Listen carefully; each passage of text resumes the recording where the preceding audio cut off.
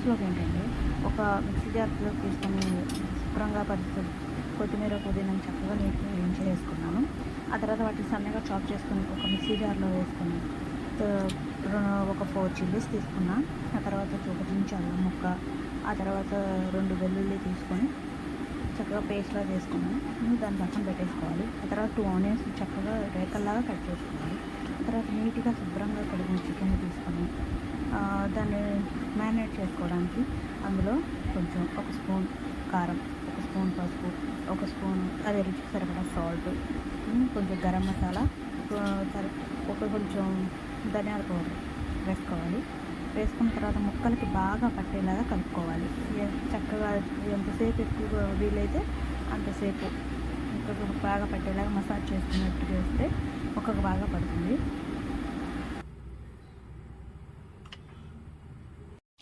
ముక్కకి బాగా పట్టేలాగా కలుపుకోవాలి. ఎలాగంటే చక్కగా ఈవెన్గా కలుపుకోవాలి. ప్రతి ముక్కకి చక్కగా పట్టాలి. చక్కగా మసాజ్ చేస్తున్నట్టు చక్కగా కలుపుకున్న తర్వాత దాన్ని ఒక 10 మినిట్స్ ఒక ఫ్రిడ్జ్లో పక్కన హాఫ్ అన్ అవర్ పక్కన పెట్టేసినా ఓకే. ఒక 10 మినిట్స్ ఫ్రిడ్జ్లో పెట్టుకున్న ముక్కకు బాగా పడుతుంది మసాలా అంతా. ముక్క కూడా పీస్ కూడా చాలా బాగుంటుంది, టెండర్గా ఉంటుంది. బాగుండాలంటే ముందు ఫ్రిడ్జ్లో పెడితేనే బాగుంటుంది. ఆ తర్వాత నేనైతే ఒక గ్లాస్ బియ్యాన్ని తీసుకొని, ఇంట్లో బ్యూటీ రైస్ వాడతాం కదా, అదే తీసుకొని చక్కగా వాటిని నీట్గా వాష్ చేసుకొని ఒక గిన్నెలో నుంచి నానబెట్టుకున్నాను. బియ్యం నానితే ఈ బిర్యానీకి చాలా బాగుంటుంది. ఏ బిర్యానీ అయినా సరే మనం ముందుగా నానబెట్టుకుంటే రైస్ చాలా బాగుంటుంది. ఇక తర్వాత మన ఇంట్లో ఉంటాయి కదా బిర్యానీ దినుసులు, అవి వేసుకోవాలి. దాల్చిన చెక్క, బిర్యానీ ఆకులు, అనాస పువ్వు, లవంగాయలు, మిరియాలు, షాజీరా కంపల్సరీ, యాలకులు ఇవన్నీ వేసుకొని ఒక కుక్కర్, నేనైతే కుక్కర్లో చేస్తున్నాను. కుక్కర్ తీసుకొని సరిపడా ఆయిల్ వేసుకొని ఇవన్నీ వేయించుకోవాలి. ఫస్ట్ ముందుగా వేయించుకున్న తర్వాత ఇక మనం సన్నగా ఆనియన్స్ కట్ చేసుకోవాలని చెప్పాను కదా రేకల్లాగా, ఆ ఆనియన్స్ కూడా వేసుకొని వేయించుకోవాలి.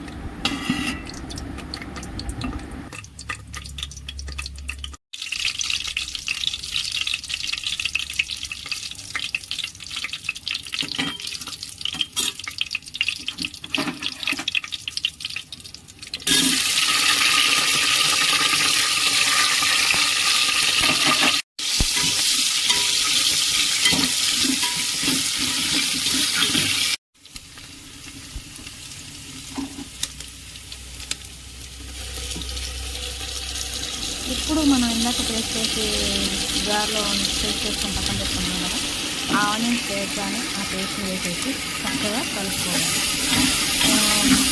బాగా కలుపుకున్న తర్వాత ఒక 5 మినిట్స్లో అది కుక్ అయిపోతుంది. అందులో నీరంతా ఎగిరిపోయి ఆయిల్ బయటకు వచ్చేలాగా చేసుకోవాలి. ఇందులోనే కొంచెం ఘాటు కూడా వేసాం కదా, అంటే పచ్చిమిర్చి, అవన్నీ బాగా కుక్ అయ్యేలాగా చేసుకోవాలి.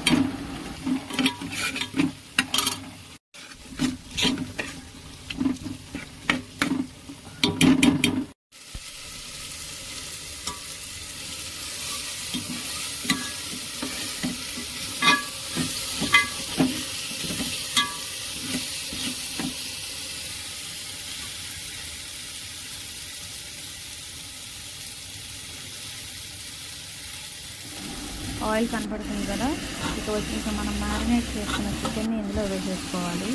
ఈ మ్యారినేట్ చేసుకున్న చికెన్ కూడా ఈ గ్రేవీ ఏదైతే ఉందో ఆ గ్రేవీ ఈ ముక్కలకి బాగా పట్టేలాగా కలుపుకోవాలి.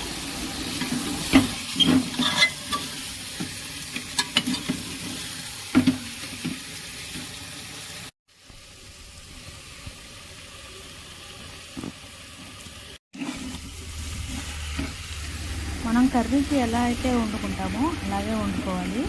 అంటే ముక్క ఇక్కడే కుక్ అయిపోవాలన్నమాట.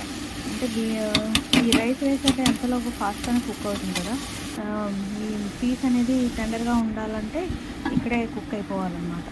మ్యాక్సిమం ఒక కర్రీ ప్రిపరేషన్ లాగా ఉండాలి.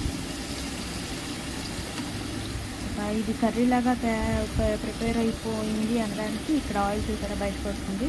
ఈ ఆయిల్ బయటకు వస్తే ఇది కర్రీ లాగా ప్రిపేర్ అయిపోయినట్టే.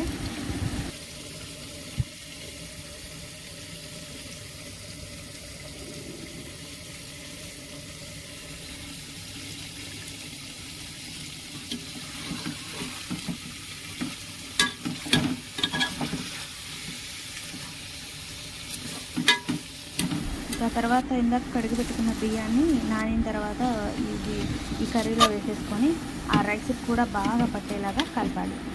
పైకి కిందకి కలిపితే ఈ రైస్కి పట్టేస్తుంది అనమాట. కలిపేసి ఒక 2 మినిట్స్ దాన్ని అలా వదిలేసేయాలి పక్కన. మూత పెట్టేసి పక్కన పెట్టేస్తే ఆ రైస్కి కొంచెం పట్టేస్తుంది.